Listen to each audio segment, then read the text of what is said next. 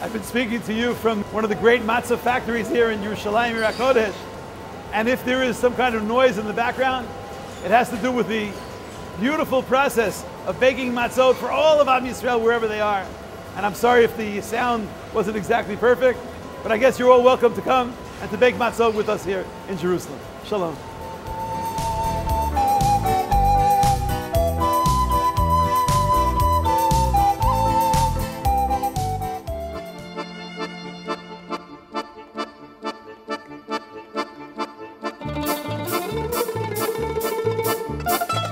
Shalom Uvracha from Yerushalayim. We'd love to share whatever we have with as many people as we can.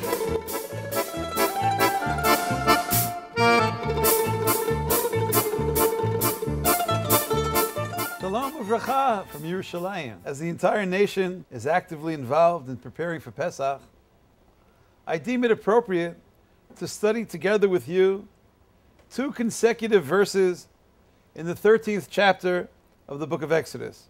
The first pasuk reads, Shiv'at yamim tochal matzot. You shall eat matzot for a 7-day period. And immediately following that, we read, Matzot ye'achel et Shiv'at yamim. Matzot shall be eaten for the 7-day period. But what's the difference between tochal matzot and matzot ye'achel? For those studying the structure of Hebrew grammar, the conjugations of Hebrew verbs, ye'achel is the nif'al form. Matzot shall be eaten. The one closest to my heart is the teaching of a certain Hasidic rabbi who wrote that the first sentence is there to teach us to eat matzot. But that's not enough.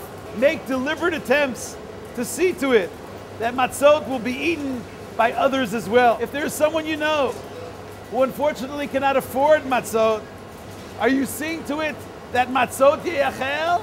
Are you seeing to it that matzot shall be eaten in their home, in their family? Have we really searched to find the identities of those who cannot afford the costs of the holiday foods and celebrations? Are we satisfied that we and our families are eating matzot? Shivat yamim tochal matzot? Or does it really hurt us to know that matzot lo ye'achel, that many are not yet celebrating because of financial stress? The very first law in the Ramah, in the Code of Jewish Law, in the laws of Pesach, is the law mentioning the blessed practice of sharing and distributing matzah wheat, matzot, and Pesach products to the destitute and to the poor. Furthermore, matzot ye'achel, matzot shall be eaten, charges us with the mission to spread the light and radiance of Pesach so that our entire nation will be spiritually connected. If we know someone who doesn't understand the significance of the Seder, do we take the extra step to interest them in Pesach? Or are we complacently satisfied if we ourselves observe and celebrate?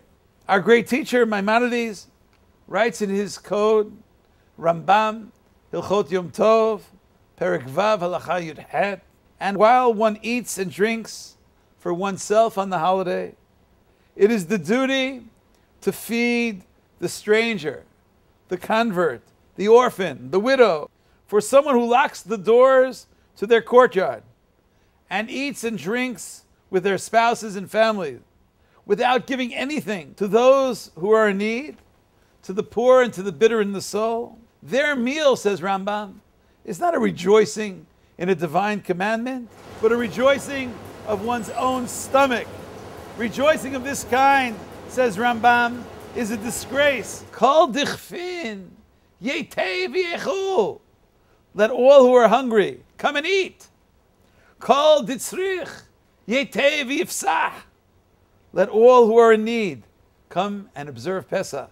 Tochal matzot, without matzot ye'achel, is an incomplete form of holiday observance. There is some question as to how really meaningful it is to invite the poor and the needy, as we are already comfortably sitting at our Seder table. Perhaps this is not the real invitation. Perhaps this is just a restatement of what was said in the communities. And we put it into the Haggadah to remind everyone. Maybe they really did go out and announce. That's perhaps why it's in Aramaic. It's not in Hebrew. Maybe that was the spoken language. Maybe there were poor people standing outside. And indeed, they went over to the windows or to the doors and they said, Kol dichfin!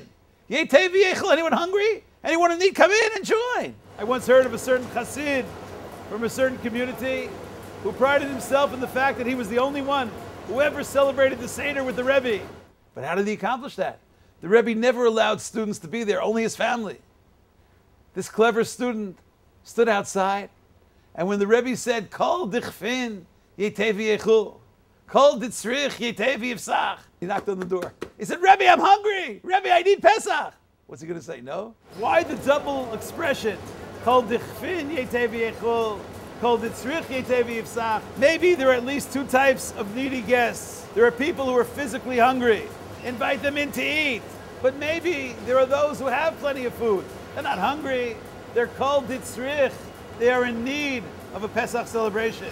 Invite them in as well.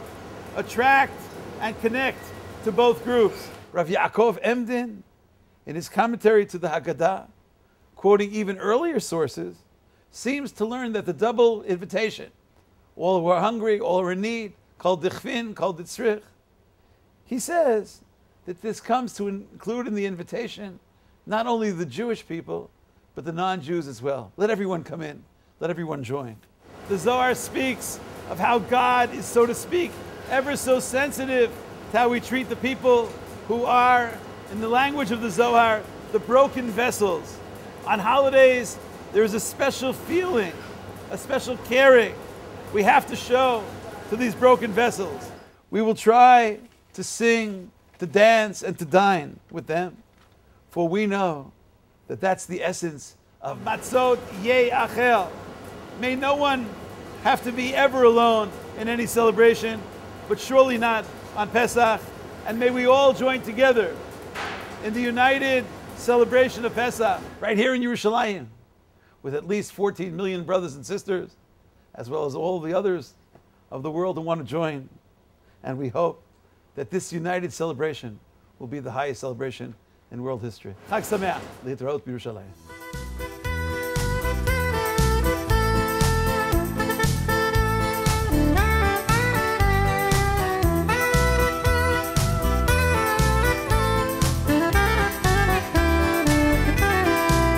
There are two ways to look at this world. I mean, there are more than two ways, but there are two approaches. We could look at that which is there, and we could look at that which is lacking.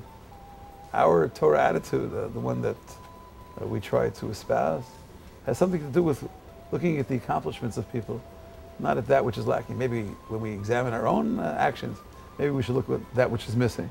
So I think we should focus on the fact that, wow, they were at the Seder. They ate matzah. They celebrated the night of the Seder. The mitzvah of eating matzah is specifically on the first evening of the holiday. If someone wants to avoid any kind of wheat products, they don't have to eat matzah the whole week. The fact that you're saying that maybe this person will, after the Seder, go and eat bread, I hope that they'll be at the right kind of Seder, and they'll be so spiritually elevated that even if they were considering doing that, they'll change their mind radically right after they celebrate the Seder of All Sadarim.